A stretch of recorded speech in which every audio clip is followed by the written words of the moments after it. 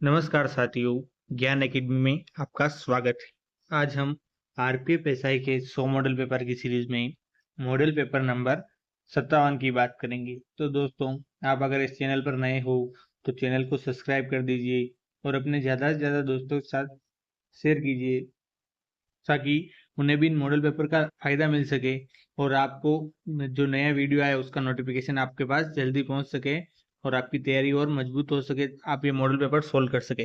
दोस्तों, हमारे जो पुराने 56 मॉडल पेपर है वो हमारे इस ग्रुप यूट्यूब के प्ले लिस्ट में डाल रखे हैं। तो आप अगर नए हो तो प्ले लिस्ट में जाकर एक एक वीडियो देखिए ताकि आपको फायदा मिल सके और आपकी तैयारी और मजबूत हो सके, आपको आपकी तैयारी का पता चल सके कि आपकी तैयारी कितनी मजबूत है। हमको अपनी एक सीट चाहिए, वो हम पक्की करके रहेंगे कैसे भी। तो इसके साथ आप ज्ञान एकेडमी के चैनल के साथ जुड़े रहिए ताकि आपको लाभ मिल सके। देखिए, आज का हमारा पहला क्वेश्चन क्या है। पहला क्वेश्चन है, सर्वप्रथम इंडिया शब्द का प्रयोग भारत के लिए किस भाषा में किया गया। तो दोस्तों, किस भाषा में किया गया, देखिए ऑप्शन है उर्दू, ऑप्शन बी है अरबी, ऑप्शन सी है फारसी, ऑप्शन डी है ग्रीक। तो दोस्तों, इसका करेक्ट आंसर क्या होगा, जल्दी से कमेंट बॉक्स के माध्यम से आप अपना आंसर भी देते जाइए साथ साथ, ताकि आपको कॉन्फिडेंस आए कि आपके कितने क्वेश्चन सही हो रहे हैं और कितने गलत। तो आपको तैयारी आपको पता चल सके। दोस्तों, क्वेश्चन नंबर 1 का करेक्ट आंसर क्या हो जाएगा, ऑप्शन नंबर डी। क्या होगा दोस्तों, ऑप्शन नंबर डी, ग्रीक भाषा में। देखिए कौन सी शताब्दी का शब्द है, तो 5वीं शताब्दी ईसा पूर्व।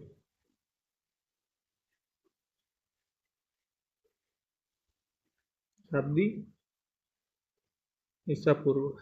और दोस्तों, ये सर्वप्रथम प्रयोग किसमें किया है, किसने किया था सर्वप्रथम, तो ध्यान रखिएगा, हेरोडोटस, हेरोडोटस ने किया था। ठीक है दोस्तों, ध्यान रखिएगा। बढ़ते हैं इसी के साथ अगले क्वेश्चन की ओर। अगला क्वेश्चन क्या कह रहा है, क्वेश्चन नंबर 2, संपूर्ण भारत के कितने प्रतिशत भूभाग पर मैदान का विस्तार पाया जाता है।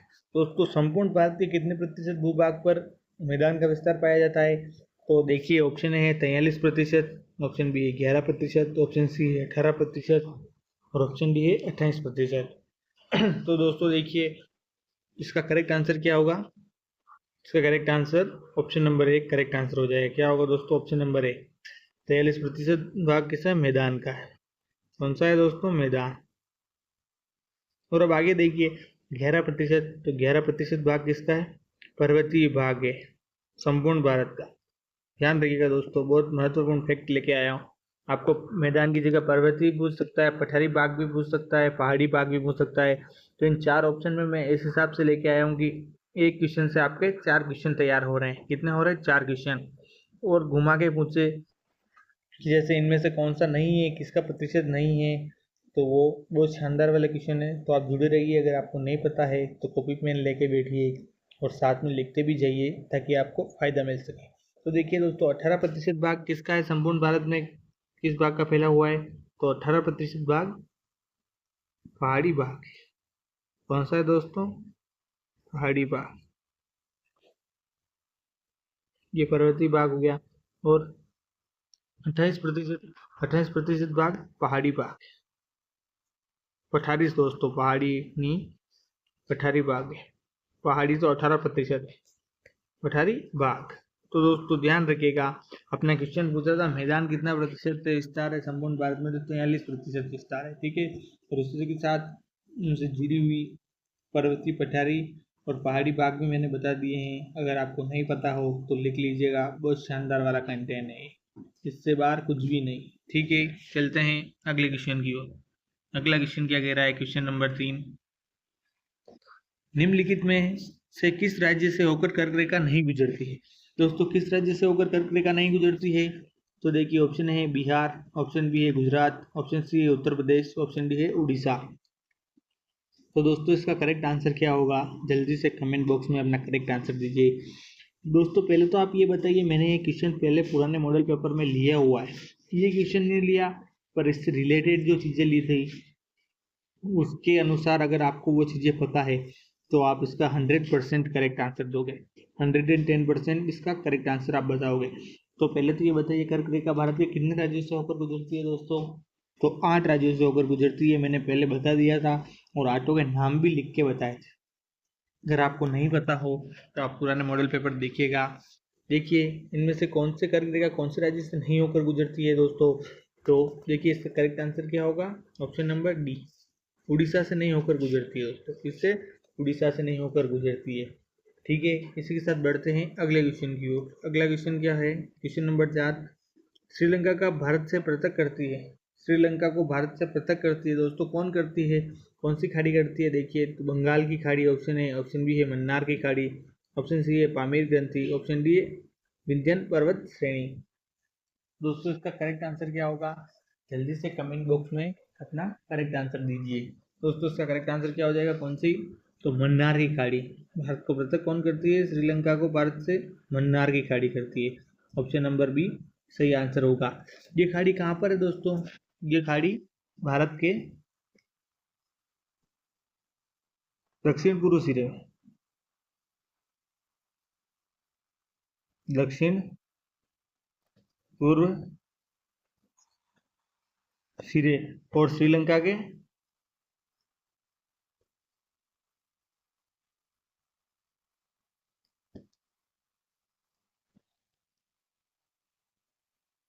पश्चिमी तट के बीच स्थित,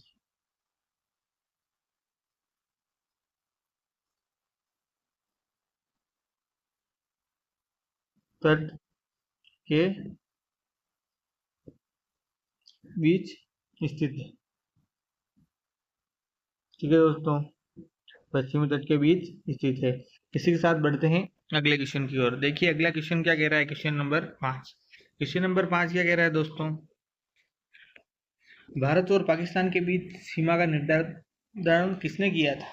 तो दोस्तों भारत और पाकिस्तान के बीच सीमा का निर्धारण किसने किया, तो ऑप्शन है Lord Mountbatten, Lord Mountbatten, option B है लॉरिस, ऑप्शन सी है sir Stafford Radcliffe, option D है सर सिरिल जॉन रेडक्लिफ। तो दोस्तों करेक्ट आंसर क्या होगा, जल्दी से कमेंट बॉक्स में अपना करेक्ट आंसर दीजिए। दोस्तों इसका करेक्ट आंसर क्या हो जाएगा, करेक्ट आंसर होगा दोस्तों ऑप्शन नंबर डी। क्या होगा, option number D, sir Cyril John Radcliffe ने भारत और पाकिस्तान के बीच सीमा का निर्धारण किया था। दोस्तों कब किया था, तो पूछ ले सर रेडक्लिफ ने कब किया था, तो डेट ध्यान रखिएगा आप, 17 अगस्त 1947।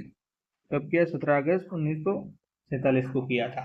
ठीक है दोस्तों, इसी के साथ बढ़ते हैं अगले क्वेश्चन की ओर। अगला क्वेश्चन क्या कह रहा है दोस्तों, देखिए क्वेश्चन नंबर 6, अंडमान और निकोबार द्वीप समूह में सबसे अधिक ऊंचाई वाली चोटी है।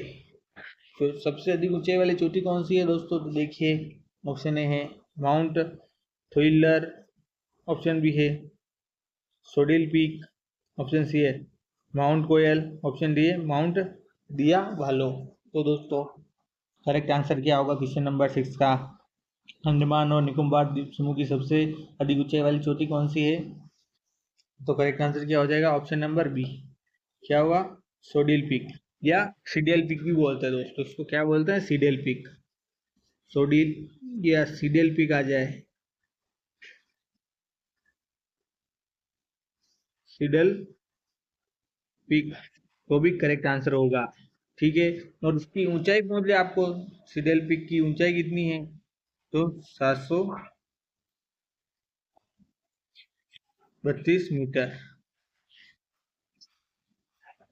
732 मीटर है दोस्तों। ठीक है, इसी के साथ बढ़ते हैं अगले क्वेश्चन की ओर। अगला क्वेश्चन का क्या है दोस्तों, अगला क्वेश्चन देखते हैं। अगला क्वेश्चन, क्वेश्चन नंबर 8 क्या कह रहा है दोस्तों, क्वेश्चन नंबर 8, देखिए क्वेश्चन नंबर 8 क्या कह रहा है, पंचायती 73वां संविधान संशोधन किससे संबंधित है। दोस्तों 73वां संविधान संशोधन किससे संबंधित है, तो देखिए ऑप्शन ए है नगर पालिका, ऑप्शन बी है पंचायती राज, ऑप्शन सी है दाल दल बदल कानून, ऑप्शन डी है इनमें से कोई नहीं। तो दोस्तों 73वां संविधान संशोधन जिससे संबंधित है, तो इसका करेक्ट आंसर क्या हो जाएगा, इसका correct answer option number B हो जाएगा। क्या होगा दोस्तों, option number B, Panchayati Raj. दोस्तों पंचायती राज संस्थान का गठन 73वें संविधान संशोधन कौन से दोस्तों, 73वें संविधान संशोधन,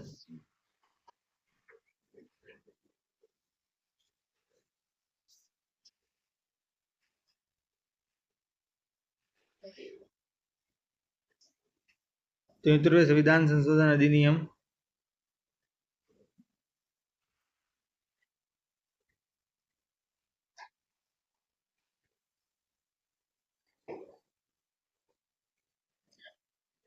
1992 द्वारा किया गया। कौन से दोस्तों? 1992 द्वारा किया गया।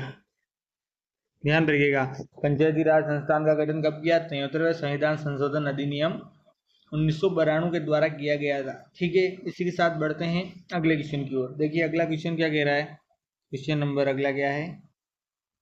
Question number 8। क्वेश्चन नंबर 8 क्या है दोस्तों? वो क्वेश्चन नंबर 7 था, डबल रिपीट हो गया, 8 लग गया। 8 नहीं दोस्तों, वो क्वेश्चन नंबर 7 था और ये क्वेश्चन नंबर 8 है। भारत में अपनाई जाने वाली पंचायत राज व्यवस्था की संरचना है। दोस्तों, भारत में अपनाई जाने वाली पंचायत राज व्यवस्था की संरचना कौन सी है? तो देखिए, एक स्तरीय है, त्रिस्तरीय है या द्विस्तरीय है या इनमें से कोई नहीं। तो दोस्तों, पंचायत राज व्यवस्था की संरचना कौन सी है भारत में अपनाई जाने वाली? तो option number B correct answer हो जाएगा। कौन सा होगा? बी, त्रिस्तरीय। दोस्तों देखिए, त्रिस्तरीय कौन कौन सी है? तो ग्राम स्तर पर,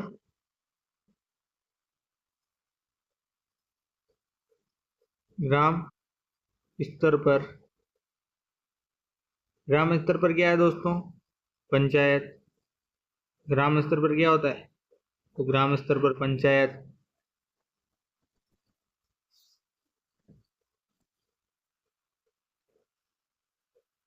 पंचायत,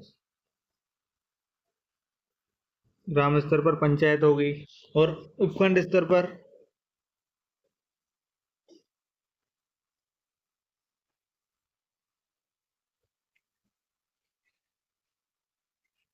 उपखंड स्तर पर दोस्तों, उपखंड स्तर पर पंचायत समिति होती है। क्या होती है?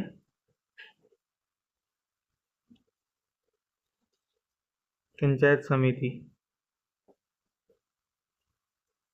और आखिरी उच्चतर स्तर, उच्चतर स्तर, उच्चतर स्तर पे कौन दोस्तों? उच्चतर स्तर पर जिला परिषद।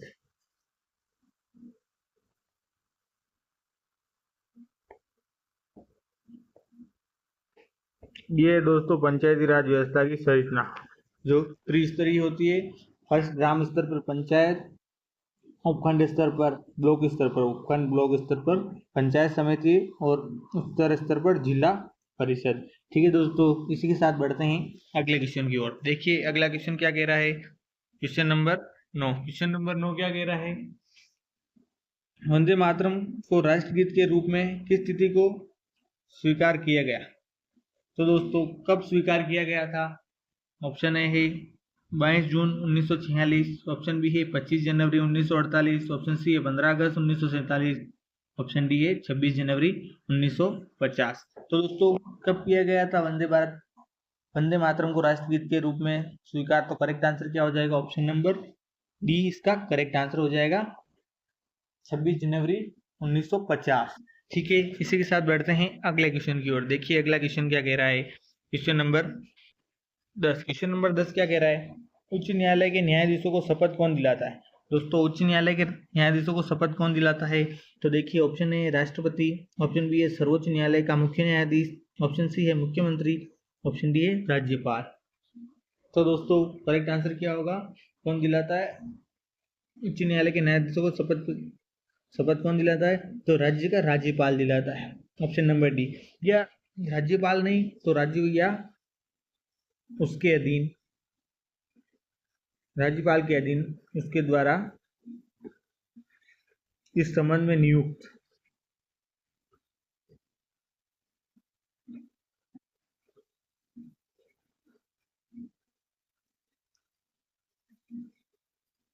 इस संबंध में नियुक्त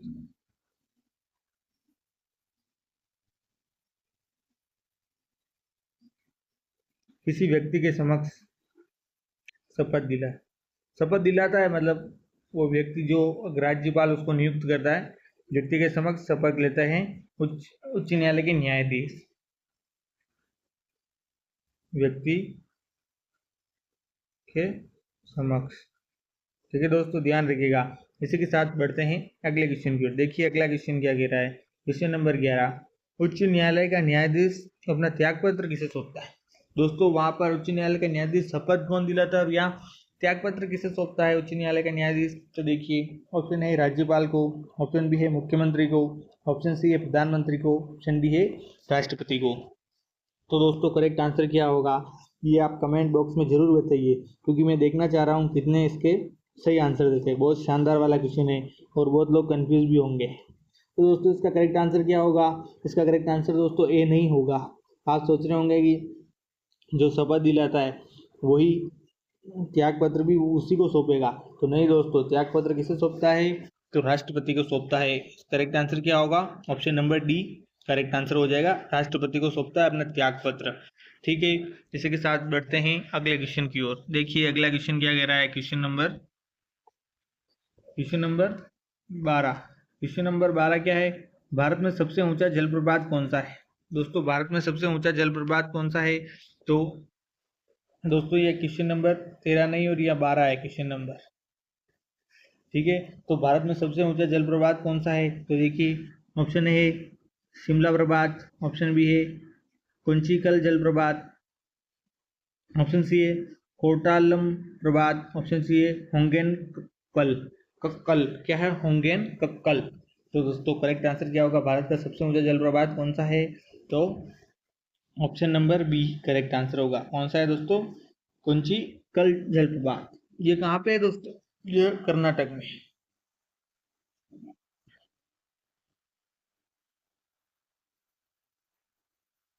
कर्नाटक में भी दोस्तों शिमोग जिले में वरई नदी, शिमोग जिले के कर्नाटक याद रखिएगा। वैसे आप कौन से राज्य में? कर्नाटक में। और जिला अगर थोड़ा डीप में पूछ ले तो शिमोग जिले में। कौन सी? वरई नदी से बनाएगा दोस्तों। इसकी ऊंचाई ध्यान रखिएगा। क्या दोस्तों? ऊंचाई। तो ऊंचाई कितनी है इस कुंचिकल जलप्रपात की? तो ऊंचाई है 455 मीटर। 455 मीटर इसकी ऊंचाई है और ये वरई नदी द्वारा बनाया गया। कर्नाटक में वरई नदी द्वारा बनाया गया। नदी याद रख लीजिएगा आप। ऐसा पूछ ले कुंचिकुल जलप्रपात कर्नाटक में कौन सी नदी के से बनाया गया? तो वरई नदी से बनाया गया था। ठीक है, इसी के साथ बढ़ते हैं अगले क्वेश्चन की ओर। देखिए अगला क्वेश्चन क्या कह रहा है, क्वेश्चन नंबर 13। अब देखिए दोस्तों ये क्वेश्चन नंबर 13 वो 12 था, सीरीज मिस्टेक हो गई। देखिए भारत का प्रथम मुख्य चुनाव आयुक्त कौन था? दोस्तों कौन था मुख्य चुनाव आयुक्त, प्रथम मुख्य चुनाव आयुक्त? तो देखिए ये ऑप्शन ए है जेवी मावलंकर, ऑप्शन बी है सुकुमार सेन, ऑप्शन सी है के सुंदरम, ऑप्शन डी है टी स्वामीनाथन। तो करेक्ट आंसर क्या होगा? जल्दी से कमेंट बॉक्स में करेक्ट आंसर दीजिए। अपना करेक्ट आंसर क्या होगा दोस्तों? देखिए इसका करेक्ट आंसर क्या हो जाएगा क्वेश्चन नंबर 13 का? Option number B. क्या होगा option number B? Sukumar Sen. दोस्तों सुकुमार सेन ये कौन थे दोस्तों? एक भारतीय सिविल सेवक थे। कौन थे दोस्तों? सुकुमार सेन भारतीय सिविल सेवक।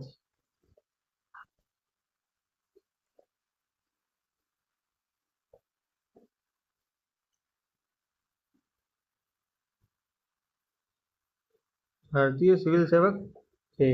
और दोस्तों ये कब बने? तो ध्यान रखिएगा, इनकी डेट ध्यान रखिएगा कि प्रथम चुनाव आयुक्त कब बने थे ये। तो इनकी डेट है 21 मार्च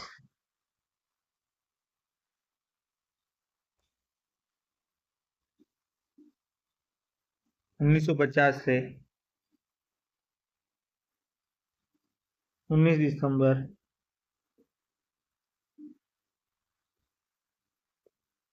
1958 तक ये प्रथम मुख्य चुनाव आयुक्त निर्वाचित रहे थे दोस्तों।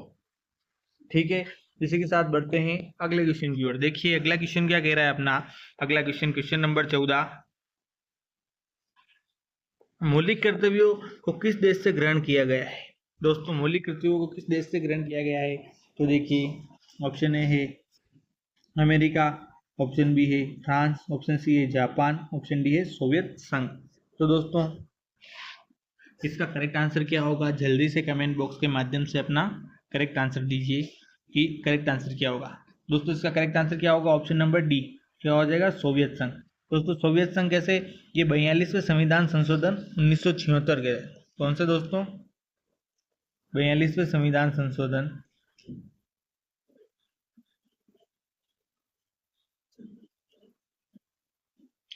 संशोधन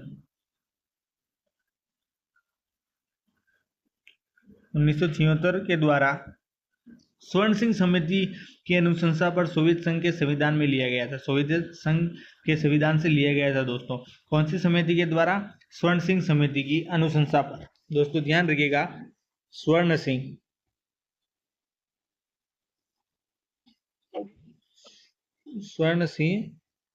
समिति, ये समिति ध्यान रखिएगा दोस्तों, बहुत महत्वपूर्ण है। स्वर्ण सिंह समिति की अनुशंसा पर लिया गया था।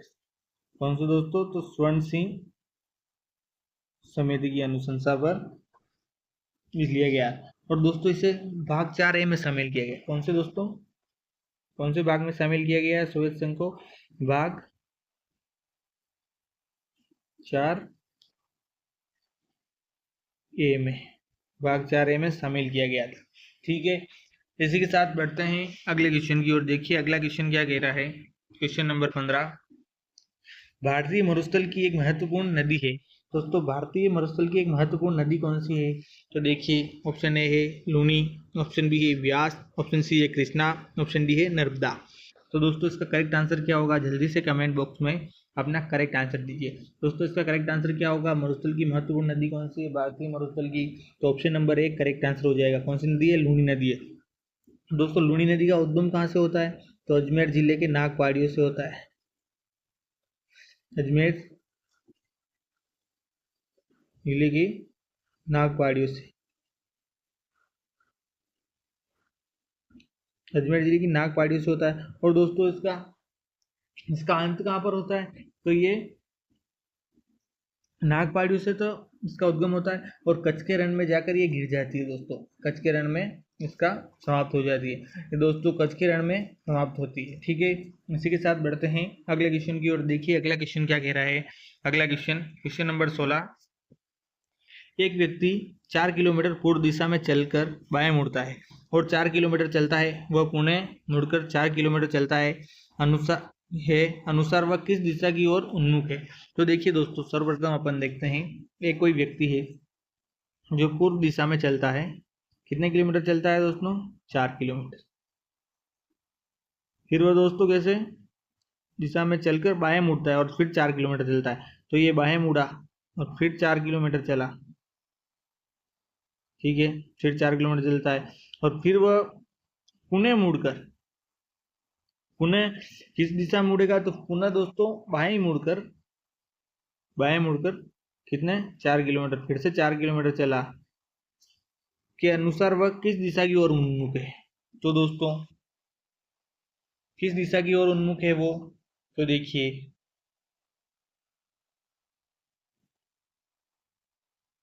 ये है उत्तर, ये है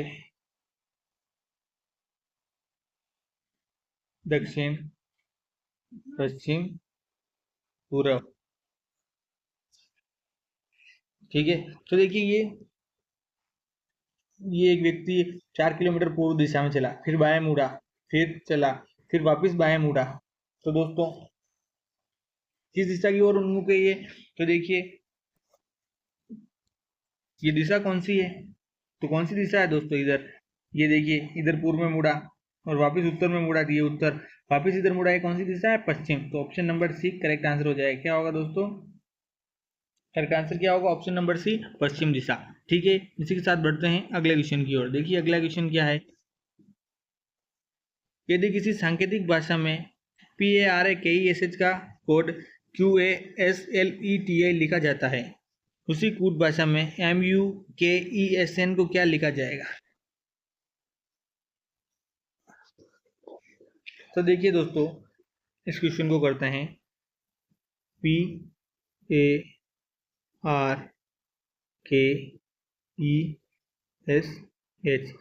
तो दोस्तों लिखा क्या हुआ है? QASLETI। ई पी और ये आई। तो जैसे देखिए पी के बाद क्या आता है क्यू, तो कितना है +1 है, और ए के बाद ए तो कुछ चेंज नहीं है, आर के बाद आर आर आर के बाद डायरेक्ट क्या है पी क्यू आर, आर के बाद एस तो ये भी +1, के के बाद एल ये भी +1 हो रहा है दोस्तों, +1। ई क्या ई में कोई चेंज नहीं है, एस टी +1 हो रहा है, एच आई फिर भी ये +1 हो रहा है। तो दोस्तों एक एक बढ़ रहे हैं। इसी प्रकार अगर अपन यहाँ पर लिखते हैं Q A S L E T I, Q S L T I लिखते हैं। तो दोस्तों क्यू के बाद क्या आता है, क्यू के बाद क्या आएगा, नहीं दोस्तों क्यू नहीं, अपने को किसका बनाना है, सॉरी अपने को ये लिखना है एम यू के ई एस एन को लिखना है दोस्तों।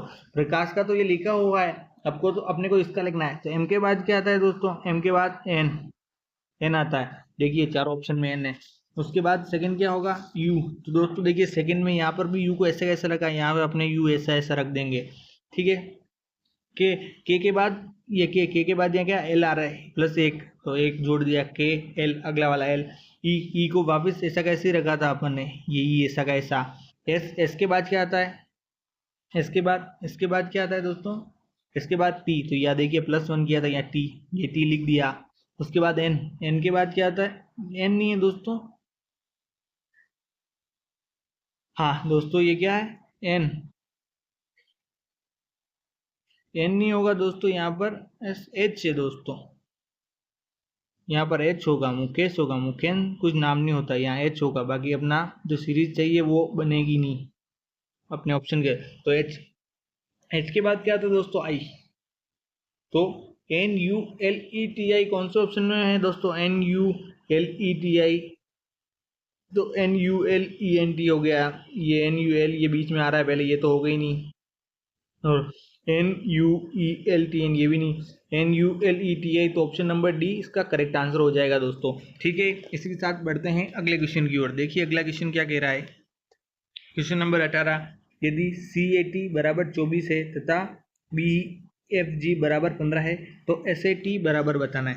दोस्तों देखिए CAT, सी कितने नंबर पर आता है, सी कितने नंबर पर आता है दोस्तों, 3 नंबर पर, ए कितने नंबर पर 1, और टी कितने नंबर पर आता है 20।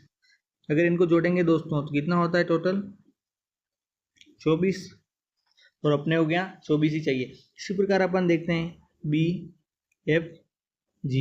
BFG कितना होता है, बी कितने नंबर पर आता है 2, एफ कितने नंबर पर आता है तो 6, और जी 7 नंबर पर। अगर इसको टोटल करेंगे तो टोटल कितना आएगा दोस्तों, टोटल कितना होगा 15। तो अब SAT जोड़ के देखते हैं, अपने को SAT पूछा है, SAT कितना होगा, तो देखिए एस कितने नंबर पर आता है 19, ए कितने नंबर पर आता है 1, और टी कितने नंबर पर आता है ये 20। अब इसको टोटल करेंगे तो टोटल करने पर कितना होगा 20, 19 और 1 20, 20 प्लस 20 40। तो देखिए 40 कौन सा ऑप्शन नंबर में है, तो ऑप्शन नंबर डी में। करेक्ट आंसर क्या होगा, option number D correct answer हो जाएगा। कितना इजी क्वेश्चन था दोस्तों, और लोग क्वेश्चन को देख के ही डर जाते हैं, बहुत शानदार वाला क्वेश्चन था और बहुत इजी, कुछ नहीं करना था। अगर आपको ABCD की सीरीज याद है कौन से नंबर पर क्या है तो आप आराम से कर सकते हो टाइम की बचत करके, ठीक है। इसी के साथ बढ़ते हैं अगले क्वेश्चन की ओर। अगला क्वेश्चन क्या कह रहा है, देखिए क्वेश्चन नंबर 19, एक व्यक्ति 9% साधारण ब्याज की दर पर 8500 रुपये 8500 रुपये की उधार लेता है, 2.5 वर्षों की समाप्ति पर उसे कितनी रकम अदा करनी पड़ेगी। तो दोस्तों कितनी रकम अदा करनी पड़ेगी, मतलब क्वेश्चन क्या पूछ रहा है, मिश्र धन पूछ रहा है, मूलधन कितनी लिया 8500, और 2.5 वर्षों में उसकी समाप्ति पर उसे कितनी रकम देनी। तो दोस्तों सबसे पहले अपन ब्याज निकाल देते हैं। ब्याज बराबर आपको पता ही है मूलधन इंटू समय इंटू दर बटा 100। तो मूलधन कितना दिया है 8500 मूलधन है, इंटू ये 8500 मूलधन इंटू दर कितनी है, तो 9% साधारण ब्याज की दर से थी 9 इंटू ये 2.5 को अगर अपन सोल्व करेंगे तो अपना आ जाएगा 5/2 आ जाएगा, पॉइंट हटाएंगे नीचे 10 लगेगा, तो ये 5 और बटा 2 अपन यहाँ नीचे लिख देते हैं। ये 5 को सही लिखता हूँ, ये 5/2 इंटू ये बटा 100, ये दर का परसेंट रहता है उसका। अब दोस्तों ब्याज कितना आ रहा है, अगर इसको सोल्व करोगे आप तो ब्याज आपके आएगा, ब्याज आएगा 1912.50, ये ब्याज आएगा। अब दोस्तों अपने को मिश्र धन ज्ञात करना है, कितनी रकम अदा करनी पड़ेगी, मतलब मूलधन के साथ कितने पैसे देने पड़ेंगे, तो मिश्र धन ज्ञात करना है अपने को। मिश्र धन,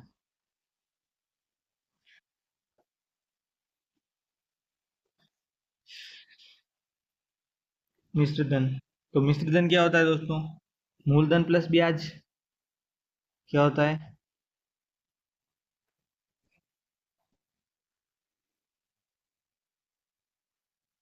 मूलधन प्लस ब्याज। तो दोस्तों मूलधन कितना था अपना, मूलधन था 8,500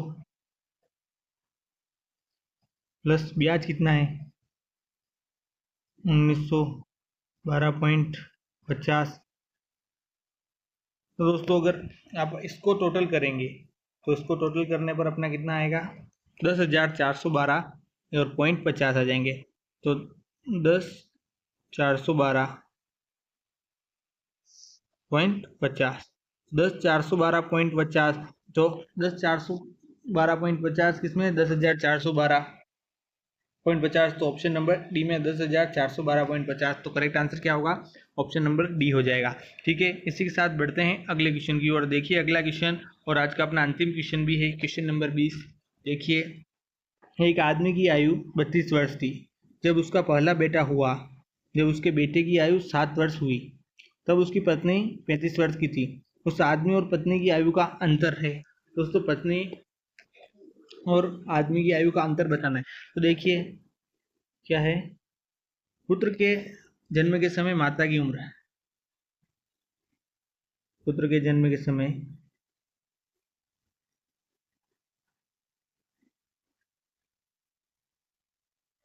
माता की उम्र, दोस्तों माता की उम्र कितनी थी 35 थी, 35 माइनस 7 कर देते हैं, क्योंकि 7 वर्ष का था तो उसकी पत्नी की आयु कितनी थी 35 वर्ष, तो 35 माइनस 7 करेंगे तो 35 माइनस 7 कितने होते हैं 28 वर्ष, ये 28 वर्ष लिख दिया, क्योंकि जन्म 7 वर्ष बाद उसकी पत्नी की आयु मतलब बेटे की मम्मी की आयु 35 वर्ष थी, तो 35 में 7 माइनस कर देंगे तो जब बेटा पैदा हुआ तब उसकी आयु कितनी थी 28 वर्ष थी। ठीक है, अब पिता और माता की उम्रों में अंतर कर देते तो पिता की आयु कितनी थी 32, 32 में से 28 माइनस कर देंगे दोस्तों, ये लिखते हैं अपन पिता और माता की उम्रों में अंतर,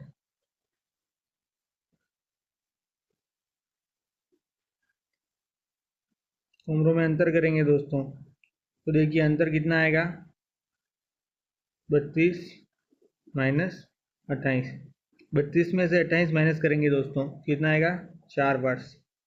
तो दोस्तों कितना अंतर है 4 वर्ष का, आदमी और पत्नी की आयु में कितने का अंतर है, तो 4 वर्ष का, ऑप्शन नंबर ए इसका करेक्ट आंसर हो जाएगा दोस्तों। तो दोस्तों ये थी आपने अपनी आज की मॉडल पेपर नंबर 57 की सीरीज।